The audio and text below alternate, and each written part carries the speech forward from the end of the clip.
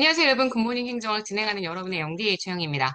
자, 우리 어제부터 인사행정 나갔죠. 인사행정 파트는 조직론하고 좀 느낌이 달라서 또 공부하는데 느낌이 좀 다를 것 같은데 여러분들 어떠셨나요?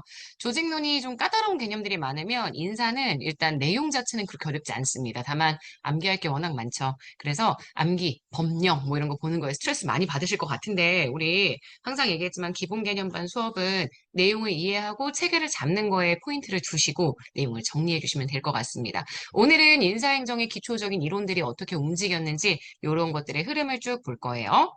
자, 일단 제일 첫 번째, 인사행정은 정부의 인적 자원을 관리하고 통제하는 행위가 인사행정이죠. 그래서 그 인사행정에서 실제 전체적인 내용을 정리할 수 있는 선지는 요거입니다. 인사행정의 의의는 요거였는데 저는 아주 중요하지 않은 선지들을 가지고 내용을 고르겠다고 말씀을 드렸죠. 인사행정은 정부의 실질적인 사업에 직접 관여하는 건 아닙니다. 그래서 제가 인사행정 기구가 약간 보좌적인 성격, 스텝에 해당하는 보좌기관의 성격을 가지고 있다. 이런 표현들을 드렸었습니다. 그래서 보좌적 기능을 수행하고 있고요. 목적을 달성하기 위한 전략적 관리의 측면에서 인사행정이 이루어져야 한다. 이렇게 표현들을 했었죠. 자, 인사행정 이론에서 사실 가장 중요한 건 지금 밑에 보시는 바로 여기죠. 근데 국가 이전에 인사행정이 어떻게 일어나느냐? 사실 이거는 그냥 간단하게 흐름으로만 기억해 주시면 되고요. 정말 중요한 건 미국과 영국에서 인사행정 제도가 어떻게 움직이는지를 보시는 겁니다. 자, 미국의 엽관주의는 1829년 미국의 잭슨 대통령에 의해서 만들어졌죠. 그래서 행정에 민주적 책임성을 위해서 도입된 제도고요. 집권 정당에 따라서 현재 충성도에 따라 공직을 충원하는 엽관주의를 도입을 했죠. 그래서 엽관주의의 특징이 만약에 정권이 교체가 된다. 그러면 인사행정 역시 전면적으로 이루어지게 된다. 이게 포인트가 됩니다. 자, 그에 비해서 미국이 엽관주의 문제가 많아졌어요. 펜델턴법의 제정으로 미국에서 실적주의가 도입이 됐죠. 그래서 행정의 적극성과 전문성이 증대하면서 엽관주의의 한계가 드러나고 이를 보완하기 위해 1883년 미국의 윌슨이 주도해서 펜델턴법이란 법이 제정되게 되었다. 뭐 이런 얘기들이 들어가 있습니다. 미국의 인사행정 흐름은 엽관주의에서 실적주의로 움직인다. 이렇게 봐주셔야 되고요. 자, 그 다음 페이지 넘어가시면 영국의 정실주의에 대한 내용이 나와 있죠. 엽관과 정실은 다릅니다. 그래서 영국에서는 혈연, 지연, 개인적인 친분, 정치적인 성격, 뭔가 우리가 생각하는 뭔가 공식적이고 좀 이렇게 누구나 다 들어갈 수 있는 그런 제도가 아니라 약간 비밀스럽게 아름아름으로 공직을 임명하는 정실주의라는 그러한 공직 임용 시스템이 나타나게 됩니다. 그래서 영국이 정실주의를 쓰다가 영국도 마찬가지로 실적주의를 도입을 하죠. 영국의 실적주의는 바로 이 법, 추밀원 영이라는 법을 통해서 확립이 되었고요. 이후에 영국의 실적주의는 직업공무원 제도로 발전하게 되었다. 이렇게 이야기를 해줄 수가 있습니다. 그래서 일단 전체적인 흐름들을 다 잡으시고 그 다음 나머지 여러 가지 인사행정 제도들을 익혀주시면 될 것 같아요. 자, 6번 선지로 가볼까요? 6번 선지부터는 본격적인 역관주의에 관련된 선지들입니다. 역관주의, 그래서 다음 페이지로 딱 가시면 역관주의의 특징들 여러 가지를 제가 쭉 설명을 드렸어요. 그 밑에 지금 보이시죠? 별표 쳐놓은 것, 역관주의가 가지고 있는 장점 중에 하나입니다.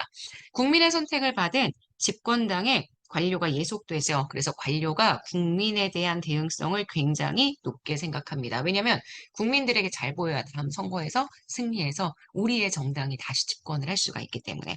사실 역관주의의 지금 특징들 보시면 여기 있는 이 효용들도 그리고 여기 있는 이 한계들도요. 내용을 꼭 읽어가면서 정리를 해주셔야 좀 쉽게 접근을 하실 수 있다. 이렇게 보실 수 있고요.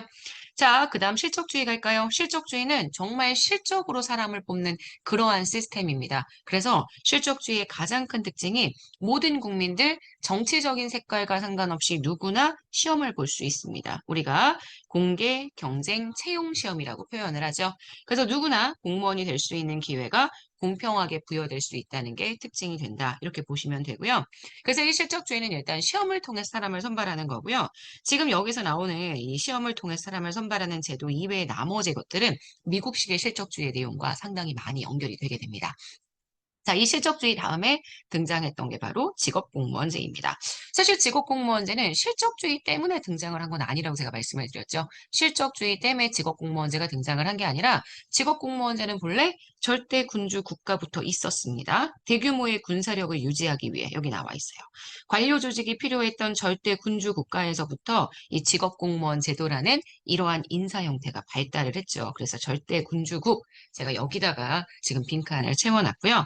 직업공무원제는 공무원이 직업이 되는 겁니다. 그래서 평생 내가 공직자로 살면 국가가 나의 생활을 보장해주는 제도이다. 이렇게 보실 수 있죠. 그래서 이 직업공무원제 설립을 위한 굉장히 여러 가지 요건이 있는데 실적주의 확립은 사실 현대적인 직업공무원제의 성립 요건이고요.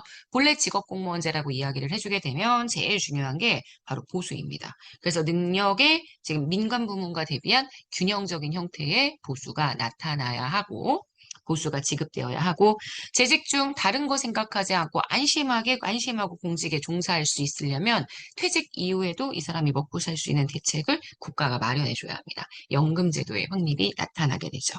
그래서 직업공무원제의 제일 큰 특징이 바로 장기 근무입니다. 내가 원한다면 평생 근무할 수 있습니다. 그래서 중간에 중간에 공직자가 교체되지 않죠. 그래서 우리가 보통 계속성, 안정성, 일관성을 유지한다라고 설명을 해주게 됩니다.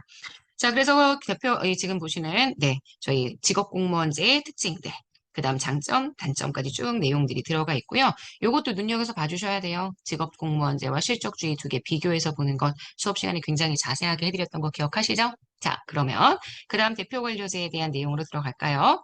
대표관료제는 아시겠지만 사회적 약자를 공직에 진출시키기 위한 제도입니다. 대표관료제를 하는 제일 중요한 이유는 바로 여기 나와 있죠. 국민에 대한 대응성. 그리고 약자에 대한 형평성.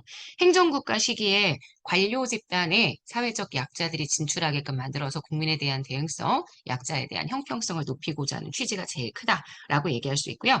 대표 관료제는 소극적인 대표가 적극적 대표의 역할을 한다라는 이 부분에 대한 내용을 잘 기억해 주셔야 합니다. 우리가 일반적으로 적극적 대표라고 이야기한다면 관료가 출신 집단의 이익을 위해서 적극적으로 행동할 것이다라고 기대하는 측면. 그래서 우리가 이러한 대표성을 적극적 대표성이라고 표현하게 된다. 이렇게 보시면 되겠죠. 자, 그다음 대표 관료제에 대한 얘기 쭉 갈게요. 자, 대표 관료제는 개인의 능력이나 자질 같은 것들을 굉장히 중요하게 생각합니다. 그래서 자질 같은 걸 중요하게 생각하는 실적주의와 약간 배치되죠. 그래서 여러 가지 장점도 있고요. 지금 보시면 여기 장점들 나와 있어요. 그다음 한계들 나와 있는데 제일 중요하게 많이 언급되는 한계가 바로 역차별이죠. 역차별이 뭐냐? 실적주의를 무시하고 사회적 약자들을 우선적으로 임용하기 때문에 수평적 형평, 다시 얘기해서 모든 사람에게 그냥 일괄적으로 동등한 기회를 주는 이 수평적 형평성을 침해한다라는 비판을 받습니다. 그걸로 인한 역차별의 문제가 나타날 수 있다. 이게 특징이 되죠. 자, 그 다음 우리나라의 대표 관료제의 대표적인 예시가 바로 양성평등 채용 목표제입니다. 한 성별이 단계별 합격 예정 인원의 30%에 미달하게 된다면 그 30%의 크기만큼 추가적으로 합격시키는 제도고요. 이 양성평등제 실제 남성이 여성보다 더 많은 혜택을 받았다. 이것도 문제에 한번 출제가 된 적이 있다라고 제가 말씀을 드렸었습니다. 기억하시죠? 자, 그래서 14번까지 보시면 우리는 대표 관료제 내용까지 정리를 했습니다. 자, 여기까지 보시면 인사행정의 기본적인 이론들, 인사 이론이죠. 요것들은 다 정리가 됐고요. 우리 내일, 월요일인데 내일 아침에 다시 요거부터 시작해서요. 이제 중앙인사행정기구 어떻게 구성이 되는지 그리고 직위분류제와 계급제라는 공직 분류 방식에 대한 얘기들을 좀 정리해 보도록 하겠습니다.